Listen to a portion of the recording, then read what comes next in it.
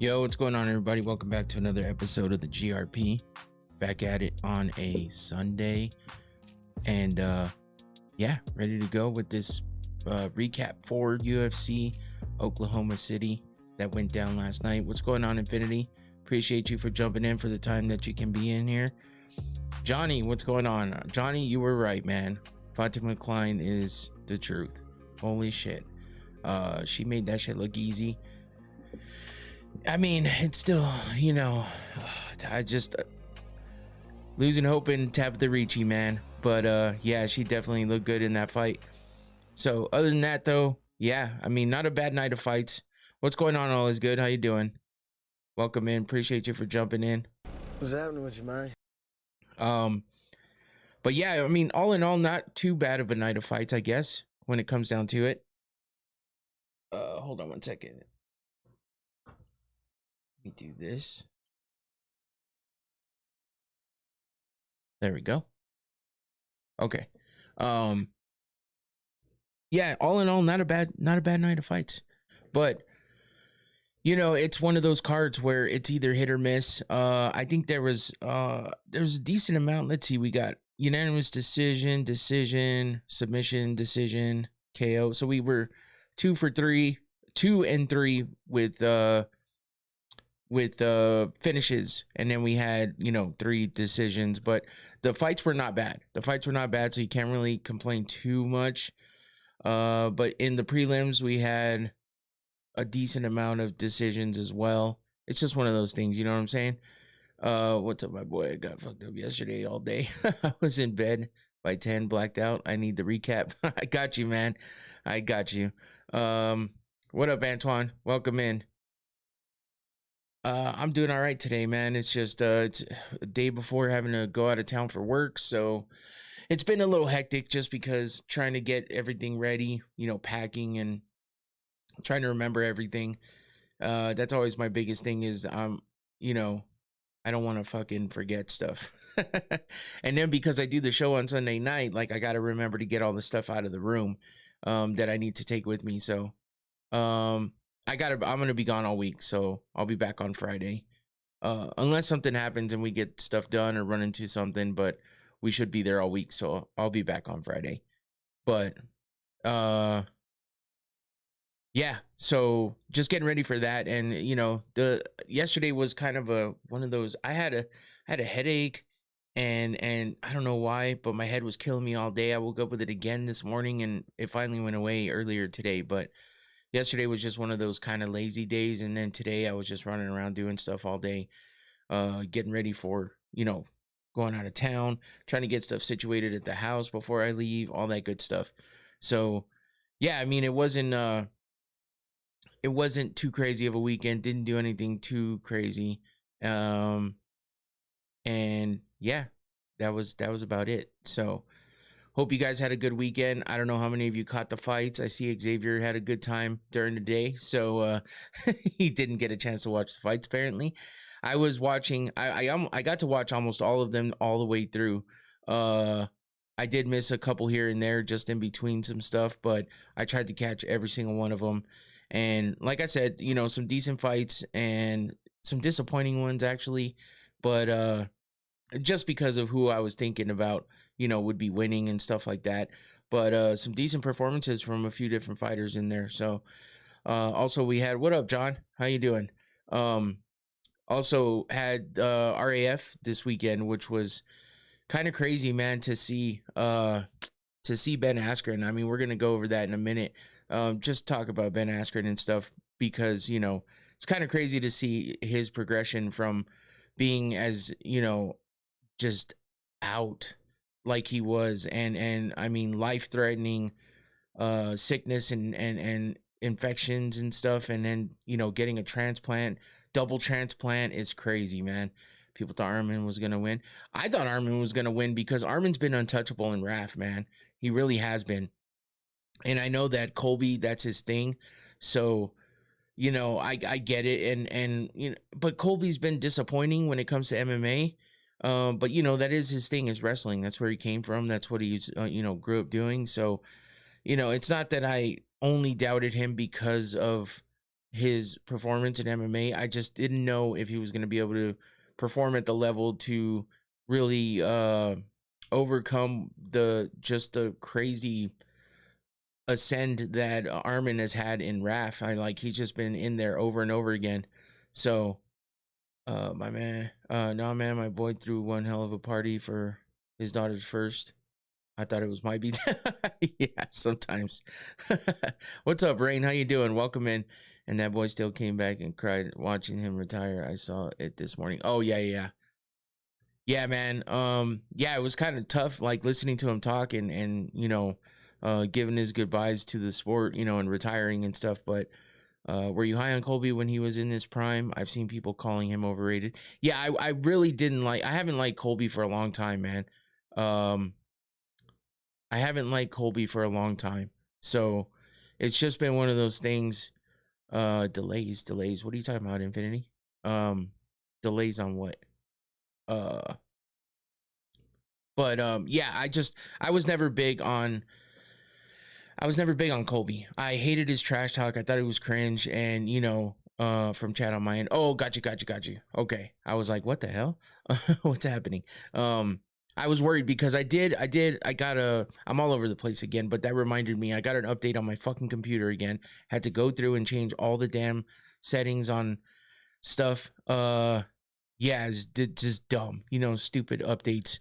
And I wish I knew how to get that to stop. Power went out earlier. Oh, gotcha, man. I've had those issues. I hope you're doing good, Infinity, man. I keep meaning to fucking text you and hit you up again. And I haven't gotten around to it.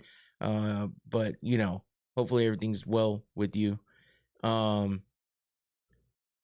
long as I've known rounds, he hasn't liked him. Oh yeah, for sure. I finally got some fresh content so soon. Oh hell yeah, Infinity, right on. I was gonna ask you about that too, but yeah, I'll hit you up soon.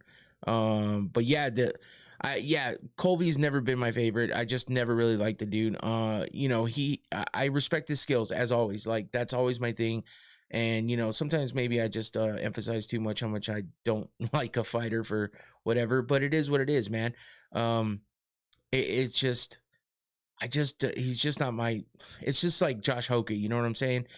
Hoka does it in a different way. Sometimes I actually laugh at Hoka's stuff every once in a while, but it's just one of those things where there's a level to like getting the attention and the shit talk and stuff. And I like listen, it's an aggressive sport, you know what I mean? And it's cool to be funny in between there. Like Sugar Sean can be cringe sometimes too. Obviously we know the king of cringe, fucking Triple C, goddamn, Henry Cejudo. I couldn't stand his like trash talk either. The cringy little fucking pillows that he would take out and drop kick. And, it's like, I get it, man. Wrestling does its thing. They cut promos. That's part of that sport. And it's part of the sport in MMA as well to somewhat cut a promo, but it's like, this is real. You know what I mean? So do I have any Colby signed posters? Absolutely not. But yeah, I just don't know. I don't like that shit too much. That's just my thing though. I just give my opinion. I know people out there enjoy it and stuff like that. I like the shit talk. I like it when they're funny. But I don't like it when it's their entire persona. That's really my thing. And when it's in their entire persona, it just fucking drives me crazy, man. So yeah, he thinks he's funny, so it's cringe. Yeah. Let's see. I'm a Chael Sonnen fan, so I kind of like cringe. Yeah, see, and I wasn't a big Chael fan either but see, Chael made it obvious that he wasn't, it wasn't like Colby tried so hard to make it like that was actually how he was, and then everyone talked about how he's not like that in his regular life. I get it, you're gonna put something on there, but natural charisma, man. You have to pay Josh Hogan's posters and trading cards. What? But yeah, that stuff works. Heel's been around forever. We love to hate him. Wait for downfall majority of the time, but I'm in on Hogan. Okay, I got you, Rain. No, and you're absolutely right. Heels have been around forever. It's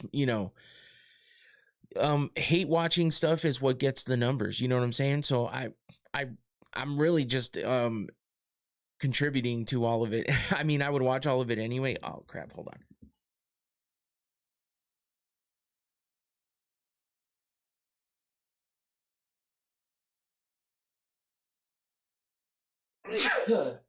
There it is. Holy shit. I've been sneezing randomly throughout the day. It's been fucking annoying. But that one like was there and then it just didn't come out. But yeah, so I mean like you know, they do it because they know it'll bring eyes, and I get it. Thank you, appreciate that. Chael made it known it was an act. Yeah, and that's the thing is, at first I hated him because I know I couldn't get that shit out, man. It was right there. That's why I was like, okay, I got to get off mic before I sneeze and fucking sneeze all over in front of everything. But then I turn around and it doesn't come out. It's stupid. I'm lucky I didn't sneeze more than once. Usually it's about 3 times. The other mic style is we're going to find out Saturday night. Yeah. And listen, I get it. That's even worse. Not worse, but that's as bad because you get nothing. You're getting nothing. There's a fine line, but listen, like I said, the heel thing, it gets people to hate you and hate watch you. You know what I mean? They're waiting. Dana says it all the time. Hey, if you don't like it, tune in on Saturday to find out if he, tune in on Saturday to watch him get his ass kicked, if that's the way it is. Can't wait to see Colby and Chael in the WWE. I don't think Chael's ever going to make it over there, man. He's talked about it for a long time, but he's never truly made it over there. And I thought he would have by now. Think about how long he's been out of the sport. So, yeah, I don't know about Chael. And Colby, I don't know that Colby's style is something that'll get him over there. You know what I mean? Because I think that the way that he's viewed for the way that he does his heel persona, it doesn't even fit for the WWE. But that's me. Maybe it's because I just don't like him. But I don't, you would think there'd be a lot of hype around him for that when it comes down to the WWE. And I feel like they probably, I do think Hogan fits that kind of genre better than Colby does.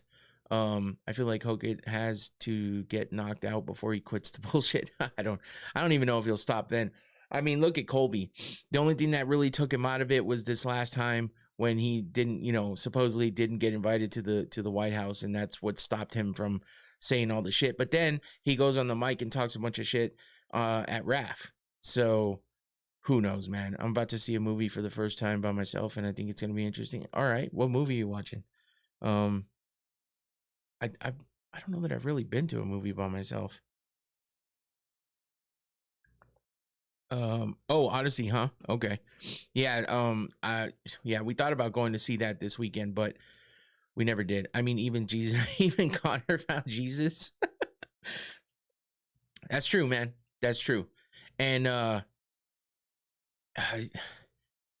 thing about it is, yeah, I don't even know if we won't even go there, but yeah, Connor's shit talk was real. You know what I mean? He would say that he would say that it was all talk in certain aspects, but a lot of times he really meant it. Look how deep and how crazy it got with Khabib. But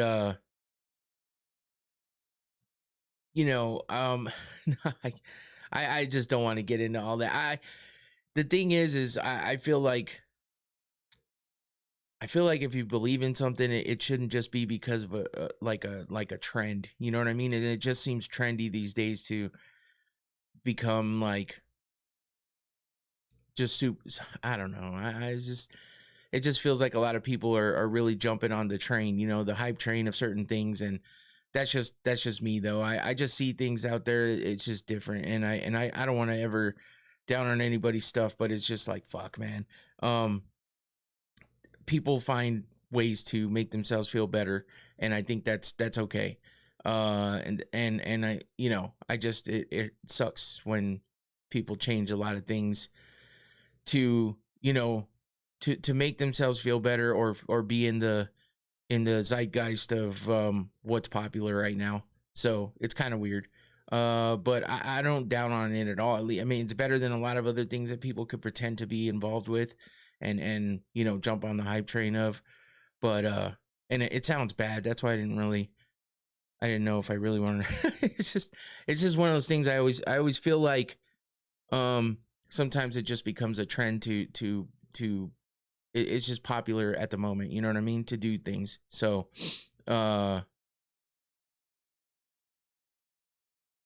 yeah, Xavier, like that's really, I mean, that's a good reason, you know what I mean, because you're in a bad way, you put yourself in that bad position. But you know, it's just one of those things. So I don't really want, I don't really want to get into all that, because people don't like it when you say things against what they're doing at the moment, and that's fine.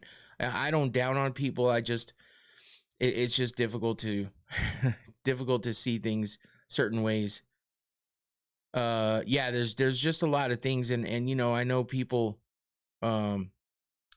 people find it at different times and different reasons and stuff like that. So yeah. Will you go see Spider-Man movie when it comes out? I don't know. Probably, because my daughter's really into. She loves Spider-Man and all, like, Marvel, the Marvel universe and stuff like that. So, I feel like it's probable we're gonna go see it, and I don't mind because I do like those movies. So, who do you think the worst men's division right now? Fuck, man, that's tough, because I think the light heavyweight division's kind of rough right now, with Poatan leaving and Olberg being the champ and being injured like he is. Yeah, man, that's tough. I think I would say the heavyweight division, but I think we got a little bit of with Aspinall coming back soon. I think that maybe there's going to be a shakeup there. So, especially with Poatan not getting the win there, Gon being the interim champ right now is kind of shitty. But it is what it is. So it could get interesting. And 205 is just one of those divisions right now that's just like, maybe we got some stuff coming up, like, Robert Whitaker making his win and coming up there. I think that's I think that was a good one. Although he faced some adversity in the beginning of that fight, so that's a little scary. But yeah, I've had a great life and still have my faith, but because of that, I'd never judge you for having doubt. I do every day. Yeah, it's not about having doubt about that. It's having doubt about people's intentions. That's really yeah, it's really the thing. But you never really know. You never really know what's behind all of it, and that's the only reason why I get a little, weirded out about it. Like I tell my friends, you can become a millionaire, do literally anything if you're good enough, for sure. I think 205 sucks. Yeah. RDR, Robert, and Costa bring a shakeup to the light heavyweight. It does, but it's not there yet. You know what I mean? So sure, there's something to look forward to, but we don't know where that's going to get us. And there's not a lot of hype around that right now. So I think that's why, it's a little rough to think of that division as a good one. Religion is a key word. Religion is points to struggle. No, it's all good, Xavier. I understand it all. Believe me, I do. And that's what kind of makes it confusing too. So, who's your most favorite Spider-Man actor? I've never been a huge Tom Holland fan. To be honest with you, I'm old school. The original fucking Tobey Maguire. Like, I see that, and it just brings back the memories of really being into Spider-Man and being amazed by that movie. So, and I know a lot of people will disagree with that, but that to me, it just feels like the original because of the Tobey is the only Spider-Man. Yeah. Okay, shit. I see what you're saying, bro. Okay. Yeah, so I don't know. Jamal Hill can make some noise in the heavyweight division. Bro, I don't know, man. Let's see where he is with that, because did you see him in those training fucking videos? Like, homeboy looks as big as me, and he shouldn't look like that in the heavyweight division, being that I guess he's never really been super cut or fit, but man, he looks like a guy who just went and sat on the couch for a little while. So, is Michael Keaton your favorite Batman? I don't know. Christian Bale did it well. He did it well, but I do like Michael Keaton a lot. But that's really like old nostalgic, like that's really old Batman. You know what I mean? Like the Spider-Man one, it was different. You know, the Spider-Man one's like in the middle, but Michael Keaton is Batman. That's legit old school. Looks can be deceiving. No, you're right for sure. But damn, Roy Nelson, he did, but he was never like he never looked like a guy that was in shape, and that was the thing about him. He didn't have to. He proved it from the get go. When you get a guy who looked like I said, um, fucking, oh my god, why did I just Jamal Hill? Holy shit! The way that Jamal Hill looked before, it's not like he looked like in impressive shape, but he looked in better shape. And you know, to then turn around and be that guy, like holy shit, I don't know. It's just crazy. I don't know how to explain it, but I've never gotten into Tom Holland Spider-Man. It feels like he's trying too hard to be an awkward teenager. Yeah. No, I understand where you're coming from with that, John. It's never really grabbed my attention either. And I don't know if that's my fault because I just never really gave it a chance to really get into the other Spider-Mans, but that's just me. So yeah, Roy Nelson like made a career of fighting that way. So I don't know if Jamal Hill can do it because I don't feel like Jamal Hill was really the fastest guy to begin with. And I think it's going to slow him down quite a bit more. His power might be up a little bit, but it's just tough to know. Yeah, it's tough to know how that's going to affect him.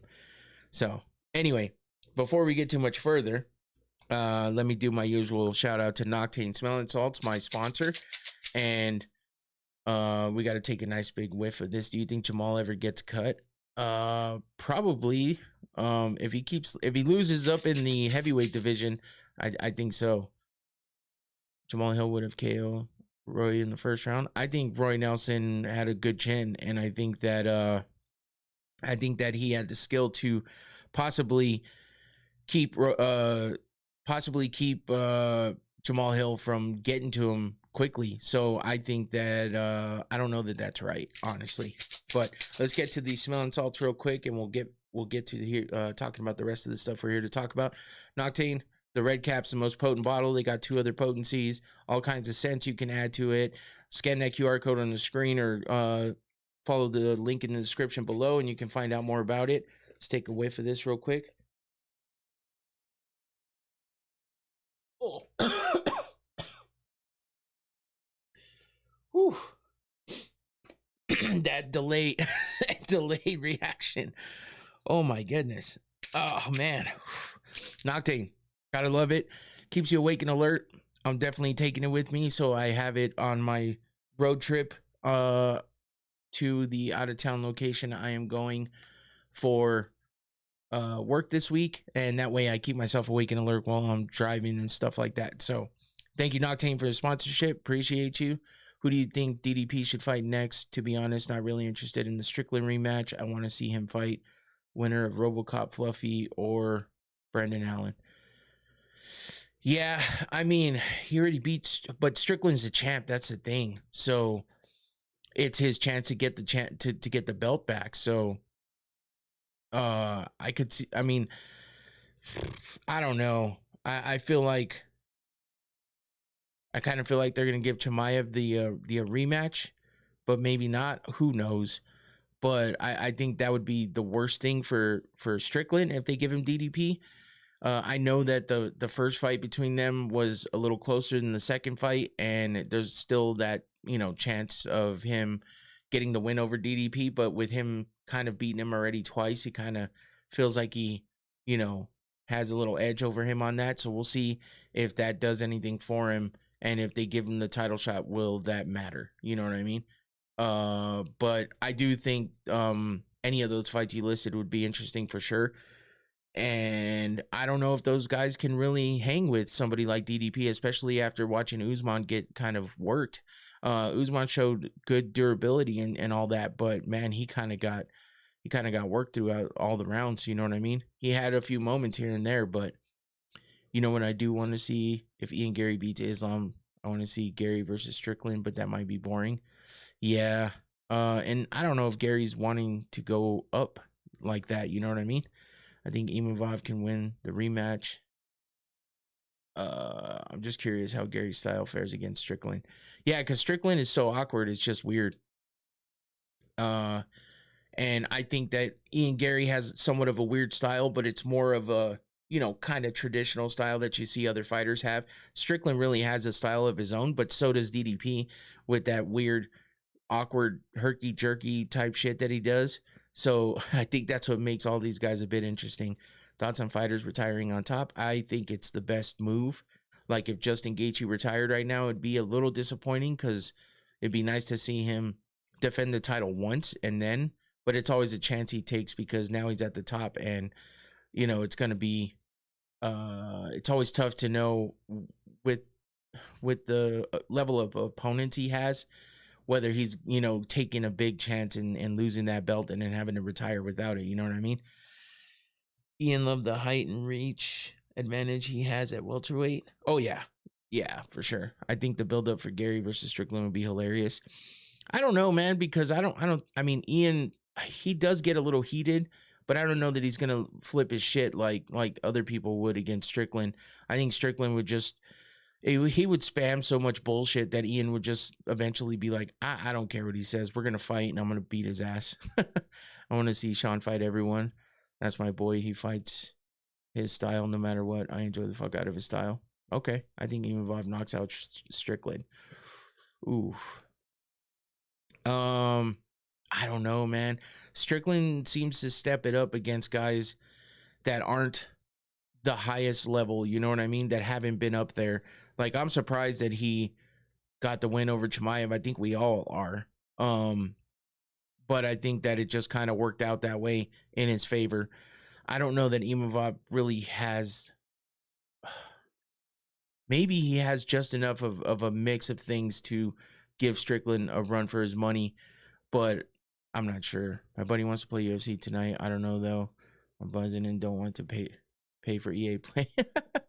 I haven't even played any of the new EA games for the UFC, so yeah. I haven't really got to play that. I hear it's a bit challenging, but at the same time fun. Who knows? All right, let's get to what we're here for, and let's get to talking about these RAF 11. As we know, they had this crossover championship belt that Colby Covington eventually won. Bro, we UFC 4 still. yeah. I haven't played any of the new ones, man. I think I played the first few UFC games, and then yeah, that's it. But yeah, RAF 11 had the belt on the line that Colby Covington won, finally beating Arman Tsarukyan in a RAF match. I think Arman was, man, how many matches did he win? I'm trying to remember. Let me get to this and I can tell you real quick.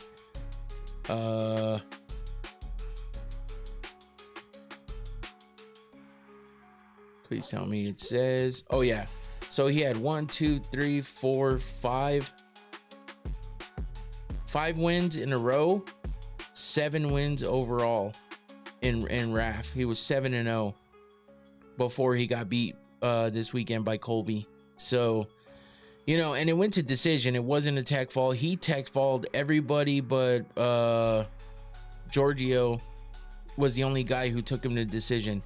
He tech falled everybody else, including Lance Palmer, Uriah Faber, Tony Ferguson, everybody he went up against, he tech falled except for Giorgio Puelas, who is the take me down for $1,000 guy.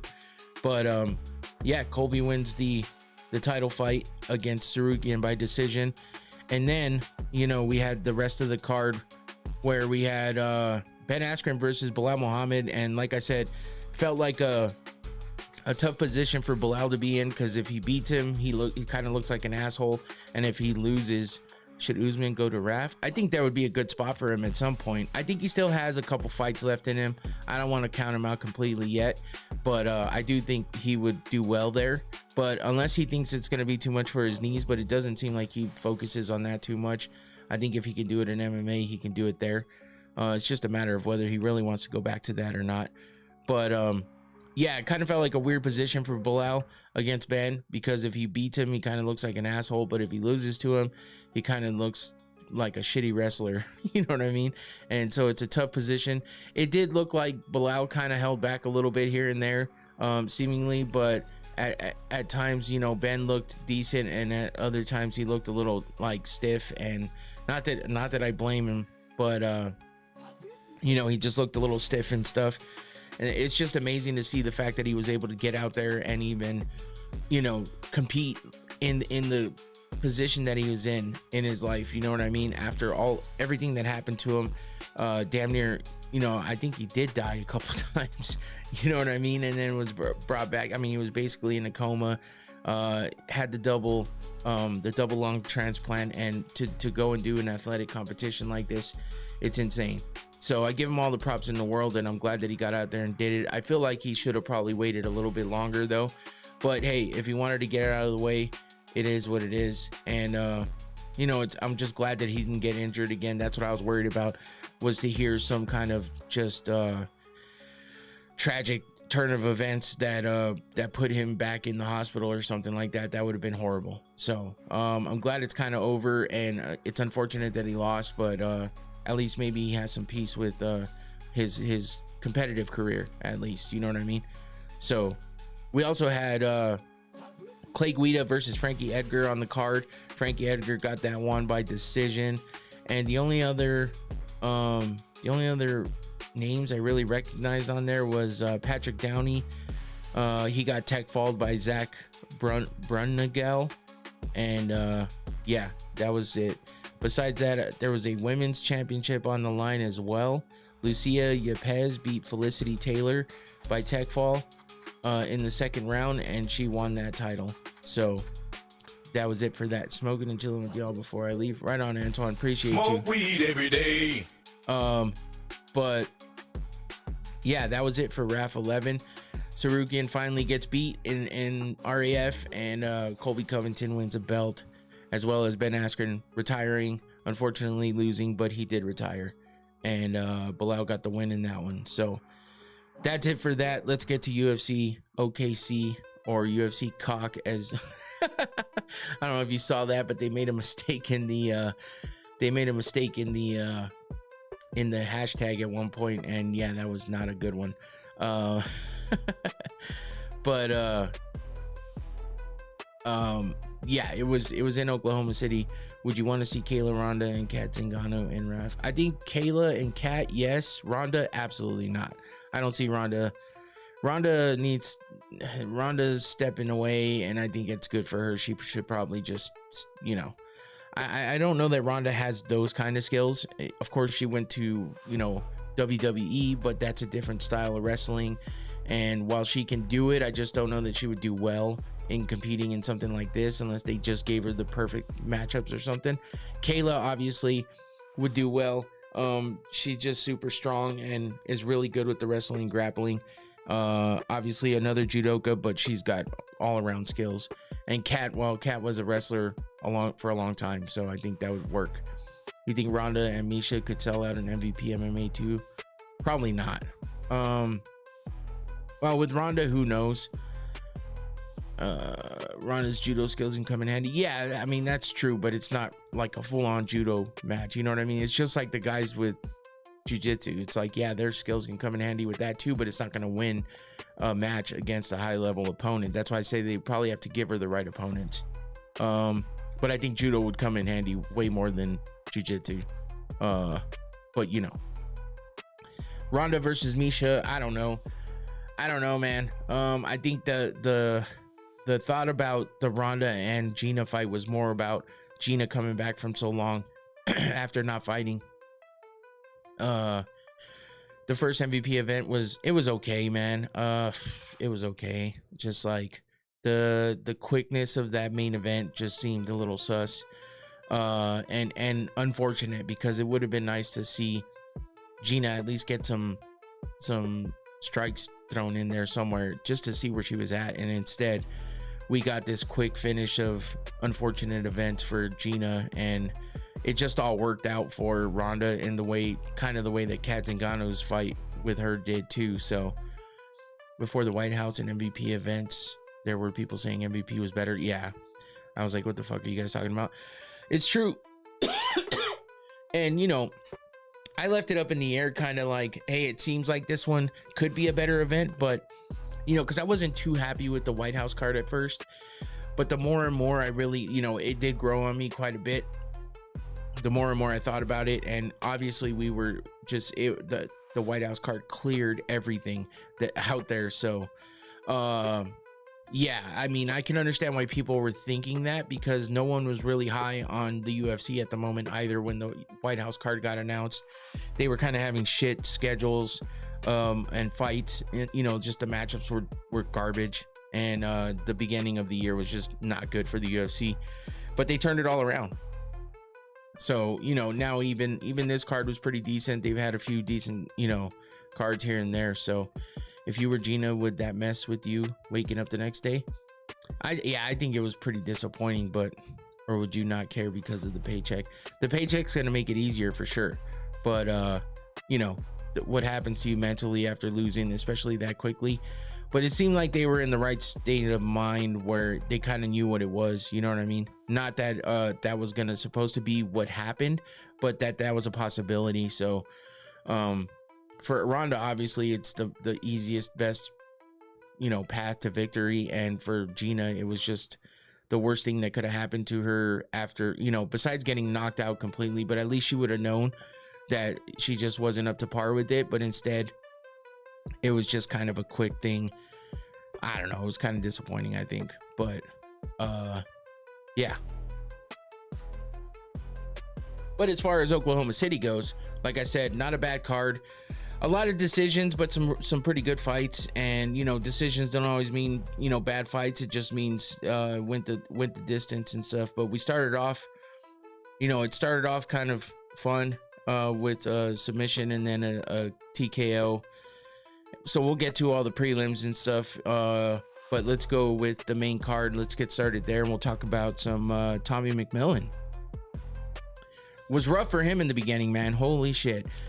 He was getting worked. He got touched up in the beginning, and it seems like that's kind of his thing, is he's gonna get hit. He trades he trades a couple shots to get one big one in there, kind of, it seems like, and he wears down his opponents.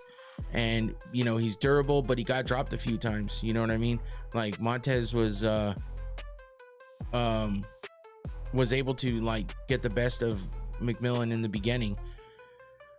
It was, you know, it was a pretty fun fight to watch, to be honest with you. You know, with Montez having all the success early on, he dropped McMillan while they were just kind of going back and forth. And then, you know, McMillan didn't let it slow him down, though. He kept coming at Montez. His pace was crazy. A lot of combinations, and he was ripping the body quite a bit as well, which was good. He mixed in the knees and elbows, and just started breaking Montez down, even though Montez, you know, got the better of him in the beginning. And he could have let that overcome him and you know, get down on himself for the simple fact that he got dropped. But instead, he just kept pressing forward, fighting his fight, and was able to turn it around. With him being undefeated, you know, it looked like that was going to be the end of his undefeated record, with Montez dropping him early and stuff like that. But it did get to the third round, and McMillan was able to turn it around in the second after that rough first round.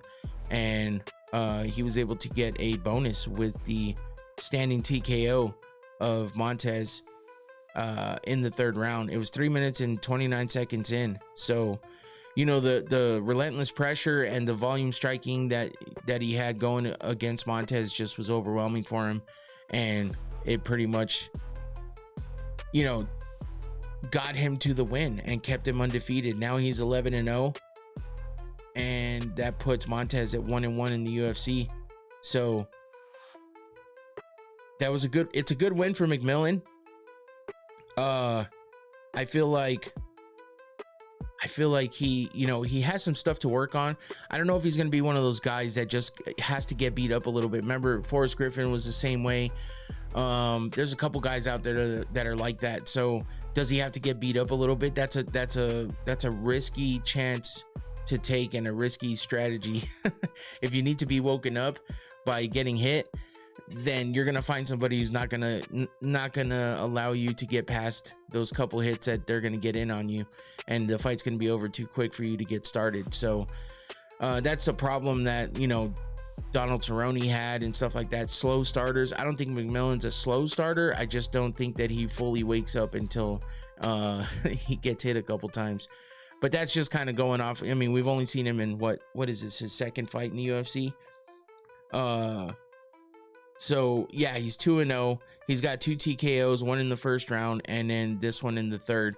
And he's gotten bonuses from the 2 fights that he's been in. So he's doing something right, but when the competition gets stronger, it's going to be tough for him with how much he gets hit and getting dropped and stuff early.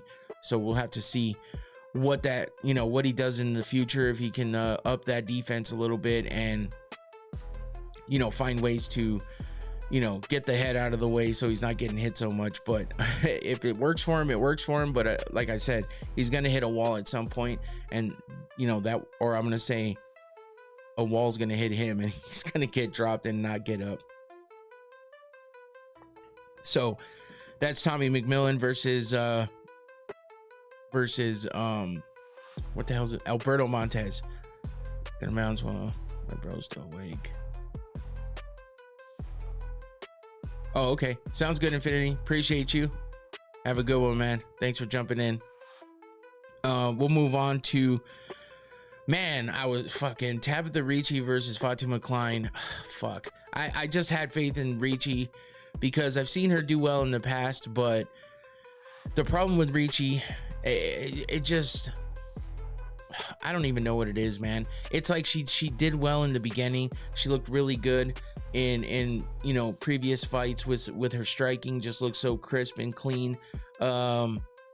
Against Yan Xiaonan, even though she lost that one, against Amanda Ribas, you know, she got wins over Tisha Pennington, Angela Hill, but, you know, she lost to Lupi Godinez, she lost to Yan Xiaonan, she lost to Virna Jandiroba, who was fighting for the title previously. So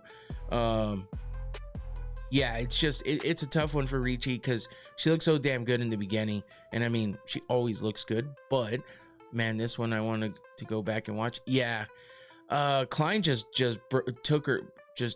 picked her apart, man. That's really all there is to it. From the opening round, she just controlled the fight. You know, the wrestling was great. She just took Ricci down a bunch, as you can see in that lower picture. She was throwing her around, and you know, the suplexes and she was emoting on them and shit. So yeah, man, she put on a show against Ricci, and there was just nothing Ricci could do about it, and it kind of sucks. Ricci's usually pretty good with the grappling attack and stuff like that, but just nothing she could do. Ricci had a couple moments on the feet that she you know, she did well with, but she couldn't keep it standing to even get any offense off, really, for the most part. So Fatima Klein, just the pace, man, the pace was great. Over all 3 rounds, she just kept it going. She was, like I said, nonstop against Ricci, throwing her around and landing big punches like that one in the top picture there. So it was basically just a one-sided performance from Fatima Klein, and she was showing the crowd that she was having fun with it too after a couple of those big, you know, throws that she did and slams. So frustrating night for Tabitha Ricci, but you know, Fatima Klein looked as good as Johnny said she would. Klein should fight Virna or Tatiana next. That would be a good fight, yeah, for sure. I think she's definitely ready for that. So this puts Amanda Ribas on a 2-fight losing streak. I'm sorry, I read Amanda Ribas. Tabitha Ricci on a 2-fight losing streak. She lost to Virna in her last one, and now Fatima Klein. 7-5 in the UFC is tough. She needs to get out of this rut of losing. And I mean, she's lost 1, 2, 3 out of her last 4, which is tough. So she definitely needs to get on a win streak and, you know, put together those wins to you know, keep moving up in the division. But this puts Klein on a 4-fight win streak. She's got wins over Victoria Dudikova, performance of the night bonus with the TKO win against Melissa Martinez with that crazy head kick. that she got on her. That was nice. A decision win over Angela Hill, and now a decision win over Tabitha Ricci. So she should definitely be moving up and getting some bigger opponents in the near future for her next fight. And Klein is the truth, man. I'm not gonna doubt her anymore. And I'm definitely looking at what she's doing next, and she's one to follow and pay attention to. That's for damn sure. If you didn't know that before, you know that shit now. And I wasn't doubting her, I wasn't doubting her skills, but I was just more going for Ricci. And yeah, now it's time to start doubting Ricci. She just hasn't shown a whole lot in her past couple fights, so she needs to get it together, and we'll see where she goes with it. So next up, we have Chase Hooper versus Mitch Ramirez. And Chase Hooper, I mean, first round finish for him. He gets the submission. He looked pretty decent on the feet. He was able to just kind of remind everyone about how good his submission skills are. That's kind of what we saw out of him in the beginning. It looked like he started to get better with his striking, and he fell in love with it a little bit, which costed him a couple fights. But now it looks like he's mixing it up well. Ramirez came out pretty aggressive, but once Hooper was able to get him down to the ground, the momentum shifted quickly, and Hooper was able to get him in that compromising position and sink in that choke. Ramirez fought it off for a little bit. Ben Askren was proud of Chase winning. Yeah, it's like he didn't lock in that body triangle at first, so Ramirez was fighting it off for the most part, but then he finally was able to lock in that body lock and get the arm under the chin, and then free his second arm to tighten it up and lock it down, and he gets the rear naked choke by submission 2 minutes and 15 seconds into the first round. So quick submission finishes for Hooper when he gets them, so he makes quick work of people sometimes. But he was on a 2-fight losing streak where he lost two fights by TKO to Fluffy Hernandez and Lance Gibson Jr. Fluffy for sure a tough opponent. Lance not too bad himself. They were both first round finishes, so this put Hooper back in the win column after 2 losses in a row. Before that, he was on a 3-fight win streak where he had a second round and a first round submission, and then a decision over Jim Miller. So yeah, he's looking to put together some wins now and try to keep moving his way back up. It says Hooper weighed above contracted limit. I did not know that. I wonder. Weird. I didn't even see anything about that. But hey, what's up, Christian? How you doing? Fun night, hit 750. Hell yeah, man. That's awesome. Congrats. Let's see. Where are we at? What happened here? Oh, okay. I thought something was wrong. Holy shit, that would have sucked. Anyway, my bad. I got sidetracked with that because I thought something was going on. Anyway, we move on to the co-main event, and that is Christian Leroy Duncan versus Jared Cannonier. Man, I was hoping for this fight to be more exciting, to be honest with you. Like, it felt like we were definitely going to get a finish in this one. Just going off of, I guess, hope. That's what I was hoping for. I mean, both these guys, impressive physiques, right? But they both seemed to slow down quite a bit when it got down to that third round.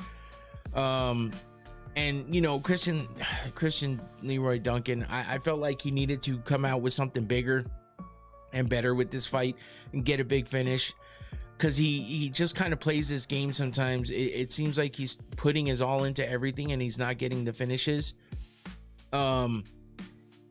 He finished Eric Anders and Marco Tulio, and got bonuses off of those two. But then after that, he fought Roman Dolidze, and it was a decision. Now Jared Cannonier, a decision. Before those 2 TKO wins, he had Andre Pulev by decision. He lost to RoboCop by decision. And the first few fights in the UFC looked really good. He lost a decision to Armin Petrosyan, but he got like 3 TKOs all around that one loss. loses to RoboCop. Yeah, so it's just one of those things. I feel like he was pretty exciting in the beginning with some stuff that looked promising for him, but he's just such a big dude and looks so athletic, and it just doesn't bleed through. So that's kind of it's just a disappointing ways that he fights, I guess. You could call it disciplined. He did use his speed and his movement. His kickboxing is great, and and he's fighting a vet in Jared Cannonier, an older guy who knows his way around the cage pretty well. But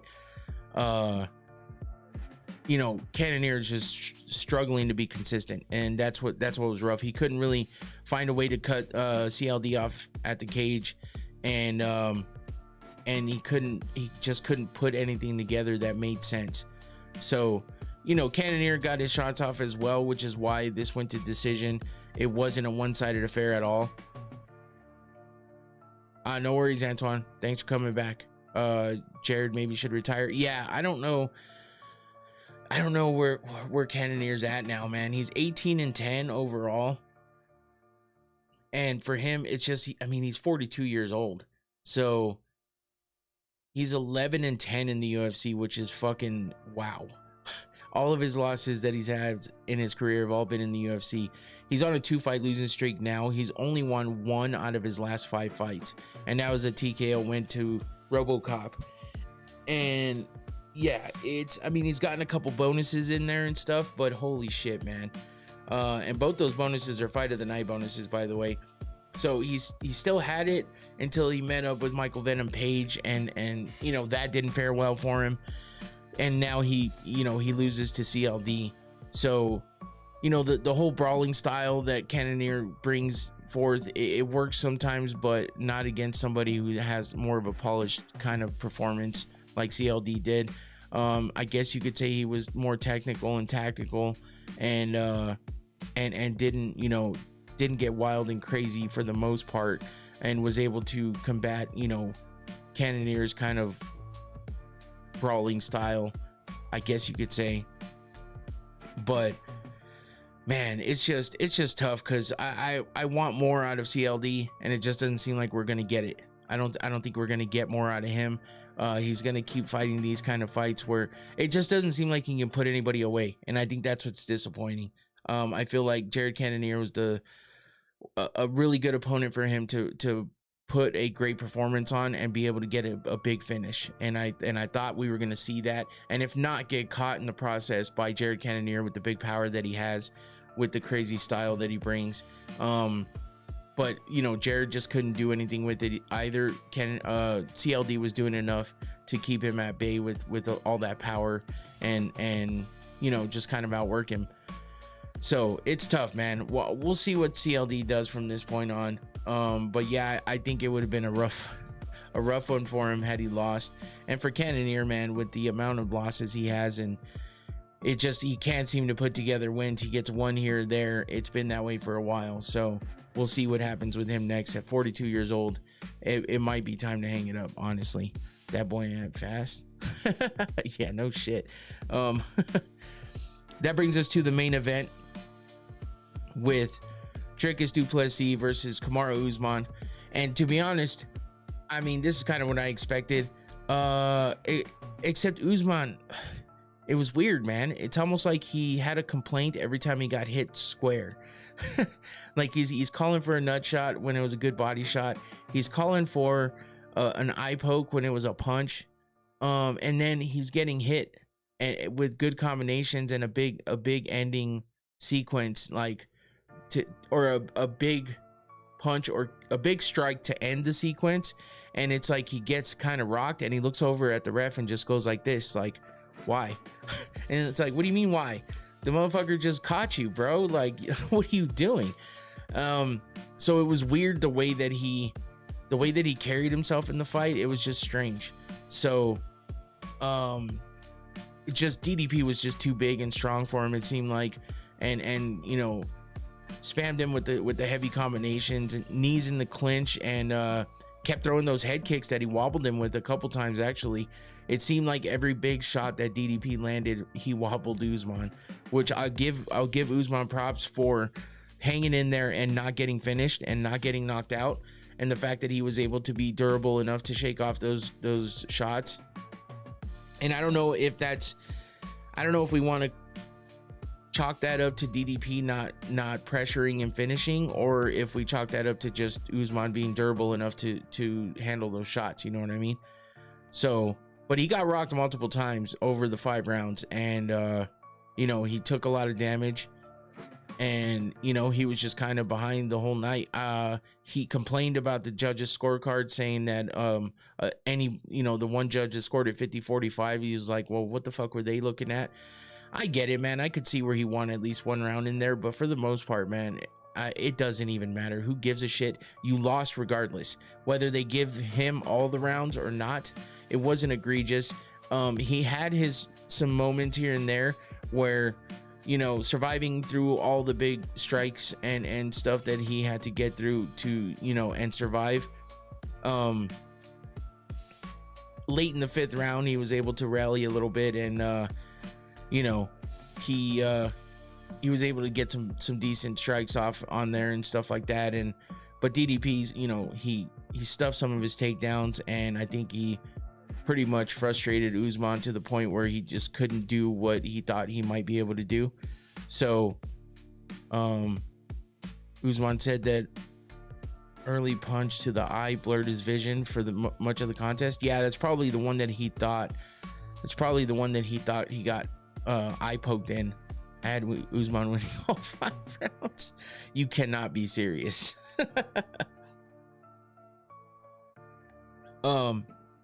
Yeah, I mean, I could see him winning one of those rounds, maybe. At the most, I don't know that you could even say he won 2, to be honest with you. You think Usman could be top 20 fighter of all time? I don't know, man. I mean, he really, like, he only has 5 losses, right?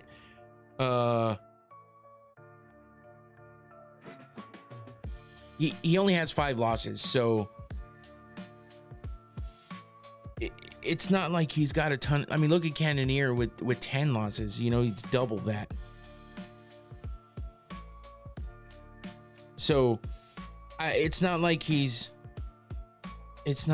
crazy, but the thing is he just isn't able to hold up, especially in this bigger weight class. Second greatest welterweight of all time. Yeah, I can see that. But top 20 of all time, I don't know. I mean, sure, he was a champ for a while, and he held the belt, you know, through a couple defenses and stuff. It's just one of those things I'd really have to look at the stats and really have to remember all the fights and really look at his entire career. You know, it's tough to make an assumption like that. For me, I like to have a little more behind it. It's close between Matt Hughes and Usman.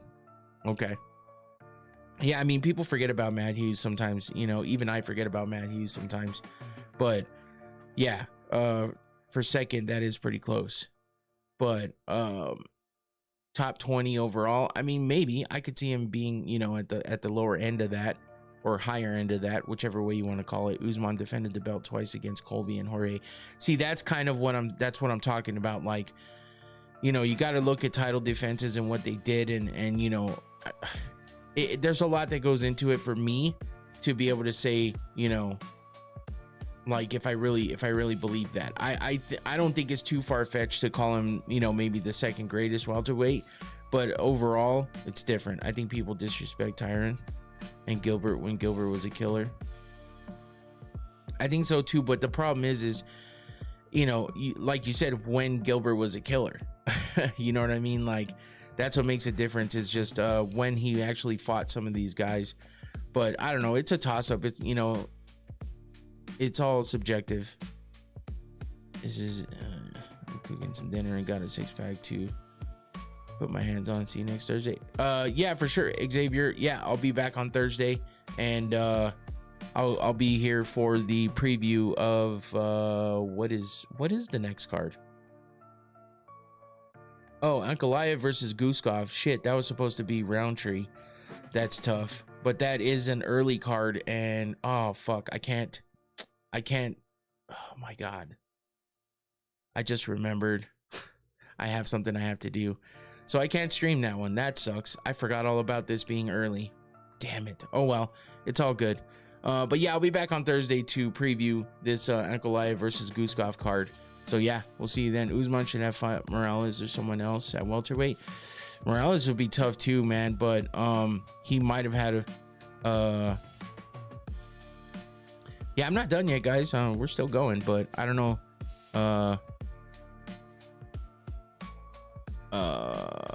It looks like Xavier's taking off, which is cool. How many times out camera reviews be allowed per round?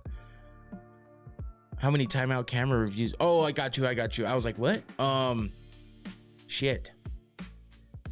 I don't know. I think at least one without having to what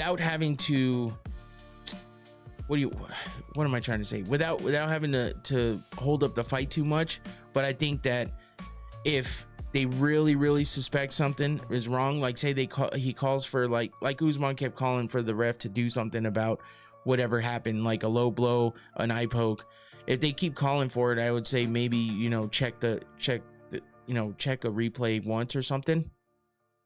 But yeah, you kind of don't want to do that too much. And I know that I don't know what the rules are now because they've changed things here and there. But before it was like, if you stop it and want to review with replay stuff, then the fight has to be over after that. So I don't know if they've changed that at this point or not, because I haven't really seen them do much with it, but who knows? I don't know. It's a tough one with MMA when it comes to replays and reviews and shit. I mean, it's a lot more difficult than some of the other sports that we see it in. But yeah, I don't know. Usman, I feel like he's not done, but I feel like he either needs to reconsider the move up in weight and go back down, or find a way to make things different. I don't know. Herb Dean don't care about replays, eye pokes, slow. Yeah, I think I think a lot of people feel that way, to be honest. But yeah, it's tough. But for DDP, it's like, you know, what happens next? Does he, you know, are we gonna see the rematch with Chimaev and Strickland? Like, we haven't heard about that yet. Does he fight before that, you know, before a title fight? Does this get him a title fight? Who knows? Obviously we never know right away. We all can think what we want, but the UFC has to come out and say it. And you know, it's just early. It's early and quick. But what he should do and what he does do is, you know, a couple different things. I think this helped a little bit with him maybe getting a title shot pretty quick.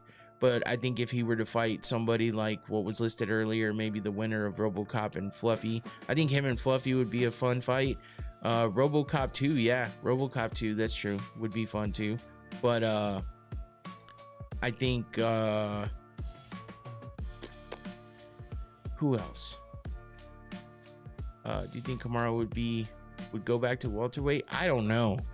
UFC is known for terrible matchmaking, no doubt. I don't know if Usman, I don't know if he went up because he felt like it was necessary, or if he just went up to see how he could do. I'm not sure. I haven't really heard him say too much about that. We know that he went up quickly to fight Chimaev that time, and in a you know, late replacement type thing. But who knows, man? Who knows where he wants to go from here at all?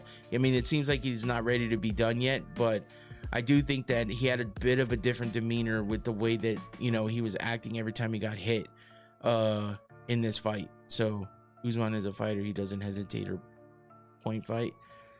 True. Also, do you think Islam gets a rematch if Ian wins?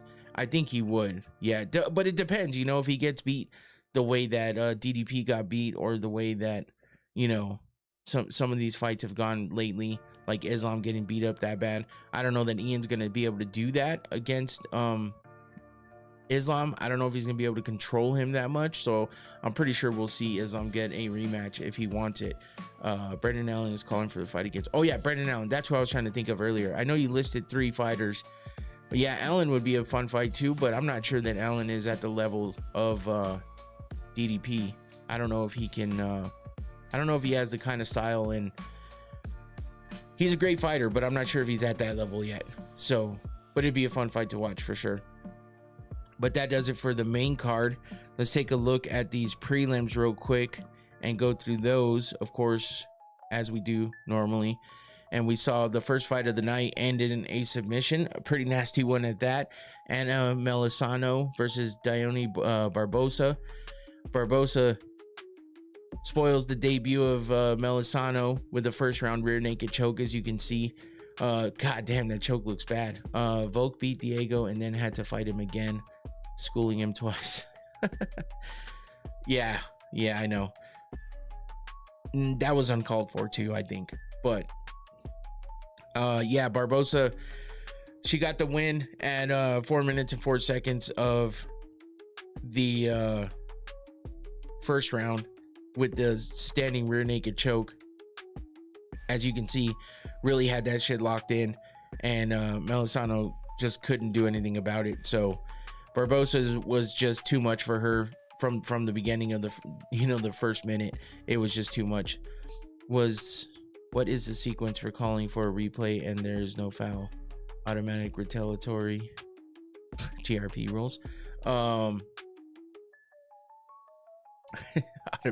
retaliatory. Oh man, I don't know. Yeah, I don't think that's, I mean, that would be fun to watch, but I don't think that would ever happen in my rules. Even I'm not sure that I would want that. Just, it would be funny though, you know what I mean? If you get kicked in the nuts and they check the replay and it was legit, yeah, you getting kicked in the nuts back, it's like, holy shit. Maybe hey, we're gonna let the next one slide if it comes from your opponent because you got away with one, you know what I mean? Maybe, I don't know.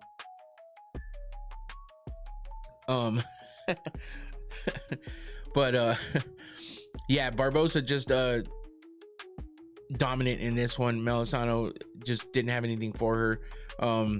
She was tough but couldn't overcome the grappling advantage that Barbosa had over her, so she just got her down to the mat, advanced position, and was able to lock in the choke quickly.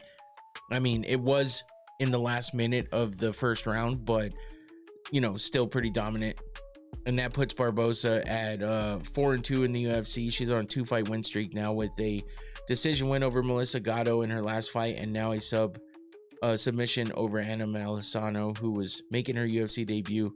So she drops her first fight in the UFC, but I think she's got some skill, and she showed some good, toughness and durability in there. So I think she'll be back. RJ Harris versus Alvin Hines. This one was kind of crazy, man. I wish I could find a picture of it, but I couldn't find one. But dude, RJ Harris fucking landed this nasty uppercut that lifted Alvin Hines off his feet. Now, obviously it wasn't the like cartoon over dramatic style of lift you off your feet, but the dude got off his feet a couple like this much probably, and that's enough to be impressive when you get uppercutted and you're working with the heavyweight division. And Alvin Hines is not a small dude, so he fucking lifted him up with that big ass uppercut, and that rocked him. So yeah, I mean, 1 minute and 40 seconds into the first round, RJ Harris just came out aggressive and landed that clean uppercut and power shots that pretty much didn't give Hines a chance to settle in and get any offense going. It was just an explosive debut for RJ Harris. And yeah, it's a big debut for him. Keeps him undefeated at 6-0. And with that being such a dominant win, I mean, it's gonna definitely push him forward in the heavyweight division to get a good, another fight quickly, I'm sure, and get a good opponent. Maybe don't rush him too much, but at the same time, look at what happened with Hokit. So Harris just looks promising with that fight against Alvin Hines, who, dropped dirty, as we know, and was out for a bit. But he comes in and now he's 0-2 in the UFC. He lost to Joanata Denise back in June of last year by decision, and now he gets a TKO win over loss to RJ Harris. So, but that uppercut was sick. I couldn't believe it. I was like, holy fuck, I can't believe he lifted his ass off the mat with that uppercut.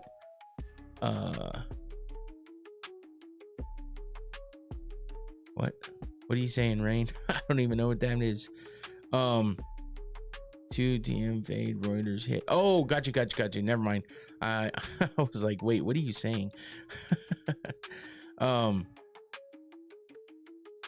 Yeah, so let's see who's next. Oh, Korea. Alden Korea versus Stuart Nickel. And yeah, Korea. There was a lot of, oh shit, how did I wind up with two of the same pictures? What the hell did I do here? That's strange. I don't know how I did that. Let me see. Did I have a second picture? I did. How did that happen? Okay. Well, there's your second picture, but now that's all out of sorts. Let me fix that. I don't know how I wound up with double pictures. That's kind of strange. But you're watching me just fix my pictures here in real time because that's how it goes sometimes. I didn't catch that on the test either, so whatever, no big deal. But yeah, he got this crazy, like a lot of reversals coming out of Korea, and you know, Nickel was trying to get a lot of throws in there as well, and you know, it was just kind of a crazy, like a crazy sequence of events in this one with the grappling and wrestling. Korea looked pretty fast with his movement, just a different type of style, and he landed some clean combinations and pretty much controlled the pace over the 3 rounds. Nickel had his moments, you know, here and there, but I think Korea's activity and accuracy kind of is what got him the win. So I like men's MMA, women's MMA. What's going on, Phil? How you doing? But yeah, that was really it with this one. That puts Alden Korea at, I think that makes him 2-0, 3-0 in the UFC. So he's on a 3-fight win streak. TKO against Alessandro Costa, a decision win over Louis Grueling, and then decision win over Stuart Nickel. So I'm good, man. Not too bad. Just hanging in there. Damian Anderson. That's the wrong fucking. Stuart Nickel is 0-4 in the UFC now. I don't know how he's gonna survive getting cut. I don't think he will. I don't think he'll survive. I think he will get cut. This puts him at 4-fight losing streak. All 4 of his fights in the UFC have been losses. 2 of them by finish. He got subbed by Jesus Aguilar and a TKO to Alessandro Costa. He got decision loss to Lucas Rocha and now Alden Korea. So I wouldn't expect to see Nickel on a card anytime soon, which is unfortunate for him, but 0-4 in the UFC is tough. So let's move on to Ezra Elliott versus Damian Anderson, and the Arizona boy came out with the win in this one. And you know, it was tough. It was a tough fight for him, I would say. I don't think that he really skated through this win. He had some trouble early on, but both these guys were undefeated, and it looks like Elliott missed weight as well. Yeah, he did. He came in a pound overweight, a pound and a half, but you know, he used his pressure and his high output to, you know, get the decision win. You know, like I said, it wasn't flawless, but you know, he showed some good skills in there, and he continues to be undefeated at 8-0 after beating Damian Anderson, who came in 5-0 and lost by unanimous decision. So, you know, it was somewhat of a back and forth fight. I don't think that there was, you know, I feel like it was gonna be a tough one at first to score, but then, you know, Elliott started kind of pulling away from it, and he got the win. So it was a good one for him, and he made his UFC debut getting a win by unanimous decision over Damian Anderson, and he continues to be undefeated. Next up, we have Levi Rodriguez Jr. versus Felipe Franco, and yeah, with these guys, this was a fun fight in the 205 division, as we had Franco becoming or getting a performance of the night bonus with his TKO win from the ground and pound finish that he got in the second round over Levi Rodriguez Jr. handing Rodriguez his first loss of his career. He was making his UFC debut, coming in undefeated, and he gets his first loss to Felipe Franco, who I believe is now 1-1. Yeah, because he had one loss in the UFC, and he gets a big win for his first win in the UFC with a bonus attached, TKO finish in the second round. So Felipe Franco with a good finish there. I mean, the first round, they not a whole lot going on in the first round, kind of an even matchup, but then in the second round, you know, Franco just came out and turned up the pressure, landed a bunch of heavy strikes, and, you know, pretty much got on top of Rodriguez and was able to finish him. So that was that win and the other bonus that was handed out. Next up, we had Jean-Paul Lebosiani versus Seokyung Ko. So I always have to say it slow because, damn, it's a tough one to say. But Lebosiani, you know, he's able to come up with the win here by unanimous decision. That keeps him at undefeated in the UFC at 2-0. 2 decision wins. The first one was a split decision against Philip Rowe, and you know, he did well with mixing things up with the striking and the wrestling. And as you can see, he got him in some dominant positions at one point with some submission threats. Also caught him with some good strikes, as you can see in that top picture. He didn't really give Ko any time to really build any momentum. No big opportunities to, you know, get a rhythm and a pace going against him. So Ko was just not able to get anything going, and pretty much just, I wouldn't say got dominated, but definitely Lebosiani made a good run at this one and got the win by unanimous decision. So Ko's a tough opponent, but just seemed like he couldn't get anything going against Lebosiani. And then last but not least, we had the last fight on the prelims was Jose Delgado versus Austin Bashi. And I wasn't sure how Bashi was going to handle this one. It seemed like he, you know, was had good momentum coming into this one with that submission win over John Giannis in the first round of his last fight. You know, his first fight in the UFC was against C-Rod, and he lost by unanimous decision, but that's a tough first opponent. Comes in and gets a sub against John Giannis and looks pretty good in that fight, and now he lost to Jose Delgado by decision. So that puts him at 1-2 in the UFC, which is tough. But I mean, he's a decently fun fighter to watch fight, honestly. Like, I haven't minded his fights. Delgado goes to 4-1, and this makes it 2 in a row for him. Both decisions. He got a split decision win over Andre Fili, and now a unanimous decision over Austin Bashi. So good heart and skill, too small. Yeah. But yeah, Bashi's definitely, you know, he's definitely a tough opponent, and he's durable and he hangs in there. But Delgado's striking just looks super sharp throughout the fight, and he was just basically beating Bashi to the punch and getting the better of him, controlling the distance and stuff like that. So Bashi had a few moments here and there, but nothing that compared to what Delgado was able to do with the cleaner work, and you know, he kept his composure through it all and pretty much got the biggest win of his career to this point. So that was a good win against Austin Bashi for the last fight of the prelims. Let's take a look at how I did against the Fight Wheel predictions. My predictions, I was 4-1. I had DDP winning the main event. The Fight Wheel predicted Usman. I got that one right. We both had CLD in the co-main. I picked Hooper. The Fight Wheel predicted Ramirez. Yeah, I think Austin has potential for sure. I think he's just got to hone some things in, and I think he can have a decent career. I just think he's had a rough start, but he's flashes of good stuff in there, so I think he's got potential for sure.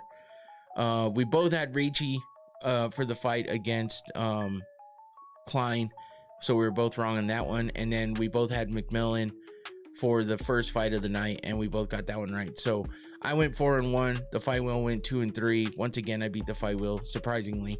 But the fight wheel is just randomized picks. You know, that's why it's called the fight wheel predictions, because I spin the wheel and get randomized picks, and then I put my picks up against the fight wheel predictions to see how I do against randomized picks. And I've been doing pretty well lately, so that's good. Also, Biggie, I want to say thanks about letting me vent about my last side hustle.